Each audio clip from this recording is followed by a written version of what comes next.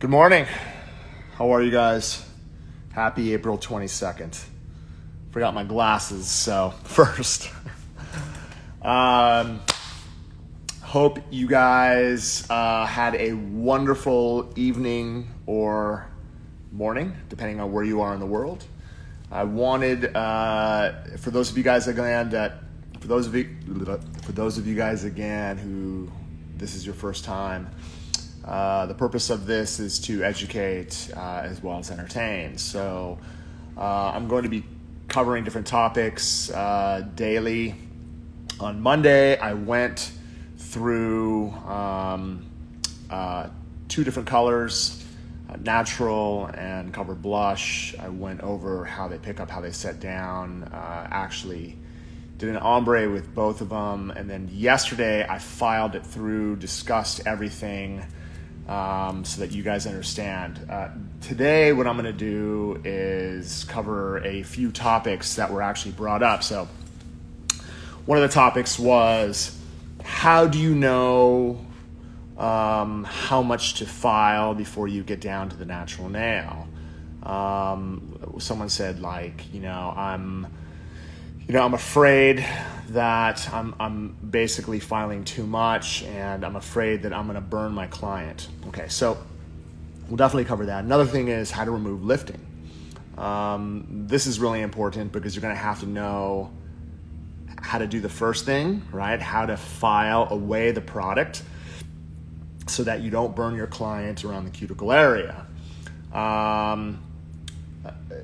One of the things I want to be able to express is that it has everything to do with e-file proficiency.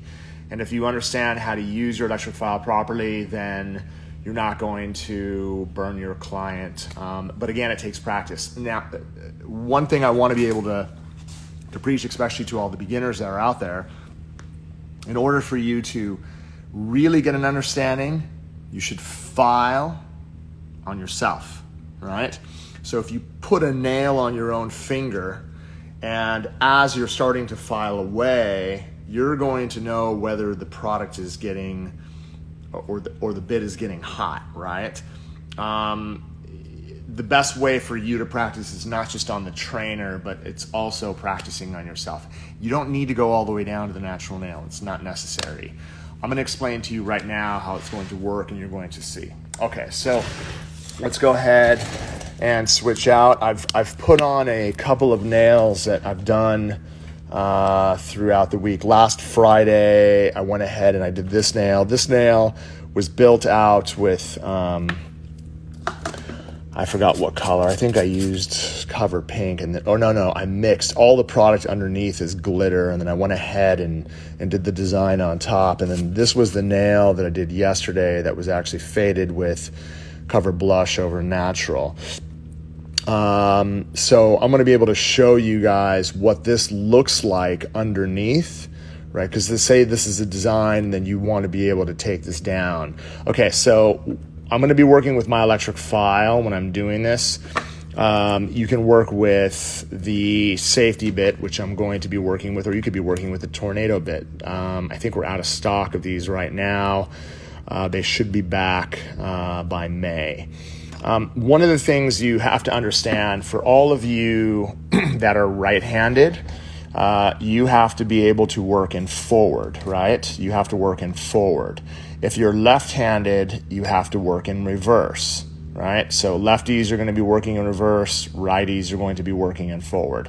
The speed that I'm going to be working at for takedown, I say I'm going to go about 14,000 RPMs. That's a good speed, okay? So I'm going to go ahead and fire this on, right?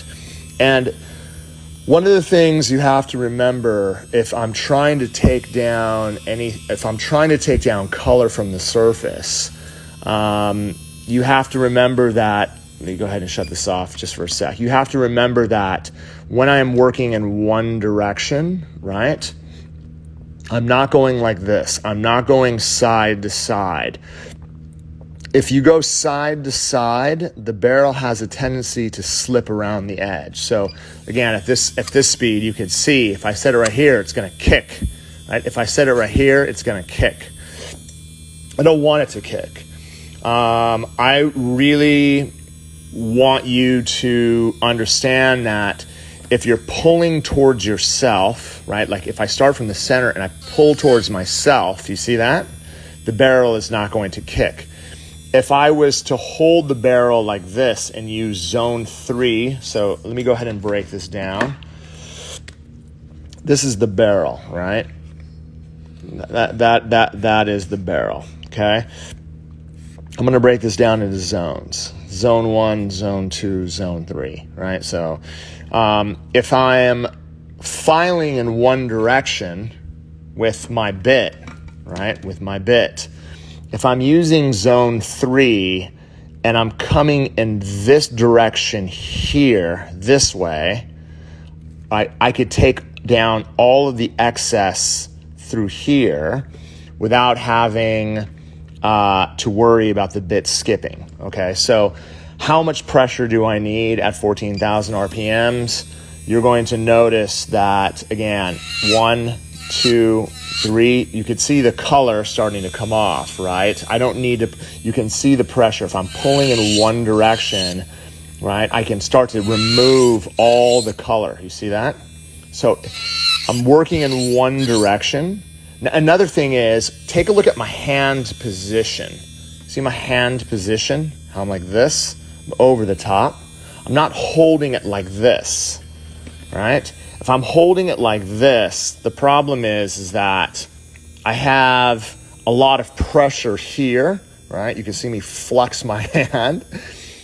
Building a lot of pressure right here gives me cramps. If I'm coming over the top, it relieves a lot of pressure. So what I'm able to do is I'm able to remove in one direction coming all the way down, and you can see how I could remove the design. So this is underneath. That's what I have underneath. Now all this color, if I lower my electric file to say 8,000 RPMs, let's go down to about 8,000, okay? If I need to remove color around here, notice the position of my bit. I'm not like this, I'm like this, right? So as I move around, notice I'm not staying in one position, I'm moving, right? Half a second, I'm literally clicking at it, I'm not moving. If I need to get that corner, I'm also moving in one direction. So you can see how I'm able to remove the color. And I'm not doing this, I'm not holding it in one position for an extended period of time. Okay.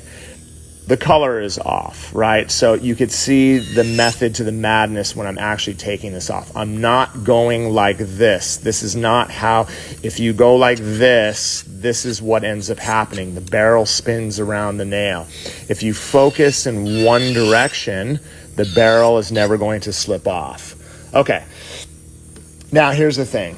If I needed to take this down, the fastest way for me to take this down is this is a sculptured nail, right? So for me to remove all of the excess from the front end, I could simply take a toenail clipper, watch this, and I could just clip it, boom. See that?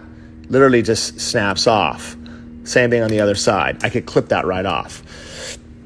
Now you guys can see the thickness that I had through here, okay? Okay, so most of it's going to be dead center, which is great. How much or how hard do I have to press when I'm actually filing through here, okay? Again, I'm going to be running my electric file, say, at 10,000 RPMs. The amount of pressure, and you could see the thickness, this is going to give you guys a really good idea of how quick it gets down to the natural nail based on that thickness right there. So if I put a lot of pressure, right? If I put a lot of pressure and I'm pulling forward, right? And I'm moving my barrel, right? I'm trying to keep this in focus, but do you see how quickly, look at this. Look at how fast it starts to get down. So as I start to move the barrel and look at how close I'm actually getting, right? It doesn't take that much pressure. Look at this. Look at how fast it gets down, right? I still have a lot of glitter, but do you see how fast the acrylic comes down? if your barrel, again, is moving in one direction, so thin. So here at this point, I'll show you guys something crazy. The cuticle area is going to be thin, right? Most of the bulk is going to be in this area right here. So for me, what I usually like to do is I won't work around this area. I'll take down most of the product in the front. And honestly, once you get to this point, you could use a feathering motion to kind of tickle away. I'm using this feathering. Take a look at my hand, right? I'm using a feathering motion to kind of tickle it away. That's really, really important. Okay, now this area back here, gentle, I'm slowly working this, okay? And then what I can start to do is lightly feather. How you're going to prevent the bit from getting too close to the natural nail is by using a feathering. You can see the mylar flaked away. Now, look, at the end of the day, look at this. You can see how it's starting to clean up, right? I'm all the way down. This point right here, this point, I want to explain something to you guys. This point right here, okay, as I just showed you, if you're nervous about filing this down all the way down to the natural nail, the product is thin enough right now where if you wrapped it with acetone and cotton and foil, the amount of product that's on this nail will literally soak off in probably 5 to 6 minutes. No joke. Because the Young Nails product, again, breaks down really, really fast. I'm not saying you need to soak it for an extended period of time. I think a lot of beginners out there, what ends up happening is they think that they should wrap the whole product, right, or the whole nail in acetone and let it all soak off. That doesn't make any sense. Every cover I've ever done for every magazine that's out there, when I'm done with the models and they're like, I need you to take the nails off, I don't soak the whole set. What I'll do is I'll clip it off, I'll file down as close as I can without touching the natural nail and whatever residue is there. Then when I soak it, if I leave it there for 5 minutes and then I pull it off, the nice part about it is that top layer gets really, really soft. So it makes it easier for you to feather it off the surface of the nail. This is really, really important. There's not a lot of people out there, a lot of instructors that are teaching the details of how much pressure you have to use.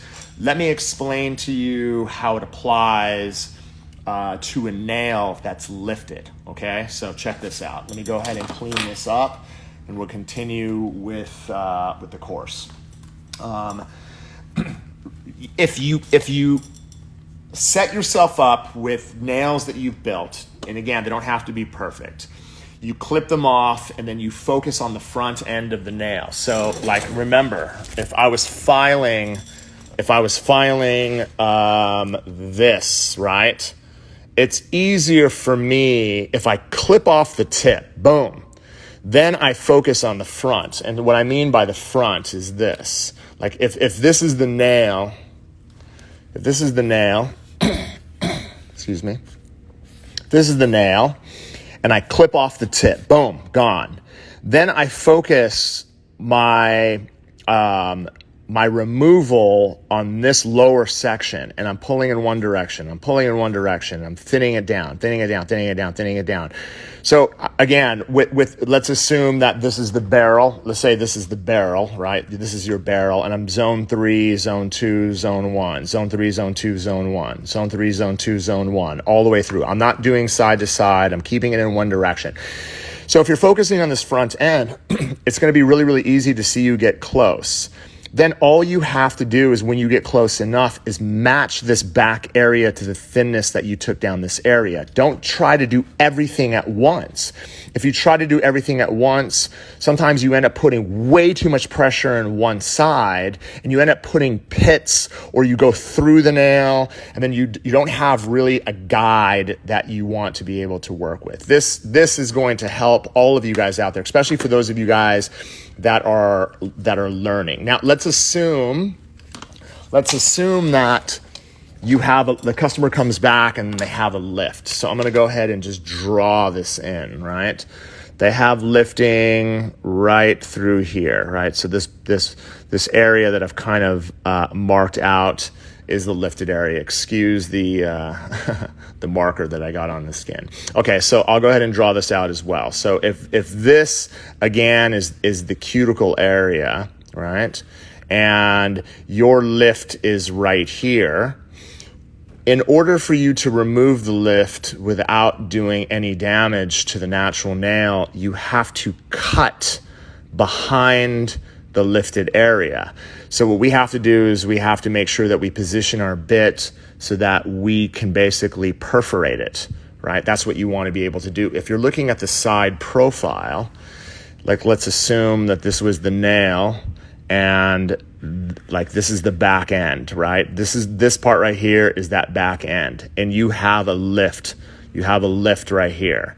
In order to get this lift out, you have to cut from behind. You can't cut, but you have to cut this out. You have to basically shave this back area down so this flicks away. A lot of inexperienced nail technicians, what they will do, I'm gonna go ahead and show you, and I'm sure that you guys, again, for those of you guys that have been out there and have had your nails done, you walk into the shop and the first thing they do is they grab their nipper and they just go boom, boom, boom, and they start breaking off product. That is a no-no. You do not do that. You don't slide tips under the nails to separate it. You don't, help your nail technician out by pulling it off the nail or ripping it off. All that does is it pulls it away, right? So if you're yanking it and pulling it away, this lift goes deeper and deeper and deeper until you basically have nothing left. What you want to be able to do is you want to be able, again, to be able to cut off of or cut behind. So let me go ahead and demonstrate. If I was working with a barrel like this, I'm going to go ahead and put the barrel all the way down. And what I want to be able to do is I want to be able to work with zone 1 of my barrel, this part of the bit right here, okay? Now, you're going to notice that if I'm coming in here, the angle of my barrel as I'm cutting in one direction is right there. You see that? So what I need to do is zzz, and I'm basically in one direction, and what I need to do is I need to come down. The thickness that I have here is not going to be so thick. So what you want to be able to do, again, is set your electric file. I'm going to set it to about 7,000 RPMs. And then what I'm going to do is I'm going to cut from behind. You can see, I'm going to get in close, right? So you can see the thickness as I'm moving the barrel behind. You see that? So once you start getting close, you don't have to put a lot of pressure, right? You can start to see how it's beveling out. You see that? How it's cutting out? Once it gets thin enough, you will see a little bit of perforation pop out. You'll basically see the air, little dots show up, meaning that you've perforated through the area, and then all you have to do is flick it off, and boom, you're going to be able to remove all the lifting from the surface without creating a fill line. That's how you do it. That is the most important thing in order for you to be able to remove the lift. Now, if you had a pocket lift, and what I mean by a pocket lift, if you had something that was, say, dead center, like right here, right, you can see basically it has to be removed. And the only way that you're going to be able to remove it is you're going to have to try to take down the product the best that you can. You're going to have to be able to use a lot of this technique to get it out so that you could rebuild. You can't leave the pocket growing out, because what will end up happening is it'll create weakness at the stress area. And if you keep filling it, the nails will eventually break. So let's go through that again and show you guys. If I need to remove the excess, what I'm going to do is I need to get this tip off. So if I take a toenail clipper and I line just the edge of the toenail clipper right here, right, you're going to notice that when I clip it, it's going to break off, okay? So once I have this removed, how, like, again, I'm going to focus my attention on, I'm gonna try to break this in half, right? So for those of you guys that are beginning, I need to remove the thickness from the front, right? For me, I know how to get this down super fast just because I've been doing this for a very long time. For those of you guys that are just starting, again, 8 to 10,000 RPMs. How do I know that I'm going to work in one direction? See that? I'm going to go a little bit faster. I'm going to go about 12,000 RPMs. Zone 3, zone 2, zone 1, right? Zone 3, zone 2, and I'm moving quick. And I'm moving quick, right? So you can see how quick I'm actually able to take a look at how thin that is, how fast. Okay, so that pocket would definitely be showing up. If I was able to work around, then what ends up happening as I start to flick this product away, you can see how quickly I'm actually able to get the acrylic down to the surface of the plastic. Look at that, right? I'm actually able to get this down. Once I get to this part, I have to be using this. It's a feathering motion. You're not digging, you're using a I'm feathering it. I'm depending on the teeth of the barrel to feather this down. And then once you get around and you get thin enough, then it'll just pop right out. All right, so this, again, is how you're going to be able to take the acrylic down super, super fast. If there is, again, once you get to this point and you need to rebuild, then like the rest of the acrylic is here. And if you need to get it all the way off, you can see there's barely anything, right? There's barely anything on the surface. That's the fastest way that you need this drill. We don't work with drills. You got to remember, you guys, we don't work with drills. We work with electric files. An electric file is the most important tool in your arsenal. If you want to drill, you go to Home Depot, you get a block of wood and a bucket of screws, and then you could practice drilling all day long. We don't use drills. We use e-files. We use electric files. And electric files will protect your most important asset, and that is your body, your wrists, your shoulders, your back, so that you guys have a long career. There's a saying that I have, and everyone who's been following me, it is not the tools that do damage, it is the fools that do damage. That is a fact. As you guys learn with me over the next I'm going to keep doing this. So I promise you guys that even through this tough situation, for those of you guys who could join me every morning, that's great. For those of you guys who cannot join me, then you guys will be able to watch because I will save all of this. You have to, for those of you guys who are getting frustrated, it's totally normal. You're learning. And I promise you that in time, when you get basically comfortable with the uncomfortable and it becomes second nature, it's going to be absolutely amazing. Once we start up our 1 week courses here and you have an opportunity to work with us, with our instructors and everybody, man, I'm telling you, it's game changing. And again, there's been many times that if you guys just follow what I teach, your skills will improve. I promise you that. I hope this helped. I will go ahead and save this on the live stories so that for those of you guys who are practicing your electric filing skills, you have an opportunity to do that. If you guys have any questions, you could DM me at gmansalo. You could ask questions to Young Nails. For those of you guys that have orders in, they're being processed. Again, because of the pandemic, we're running about, I'd say 3 to 5 days behind. It's normal. We don't have, most of our team is not here. We have stay-home orders. So my brother and I are doing the best we can to get everything out to you. Please be patient and nice to customer service. They are doing their best to make sure that you guys, because everybody is home, everyone's remote, no one's here. So we're doing our best to help you guys, and I promise you guys will get all your stuff. And when you do, game on. Be safe out there. I'll be back tomorrow, same time, 8:30 a.m. I look forward to working with you, discussing more topics. We'll have an opportunity. Someone asked about the Block Party collection. We're going to bring Block Party tomorrow and show you guys consistency, the difference between colors, and how to incorporate that into your design. I hope you guys have a wonderful day. Peace.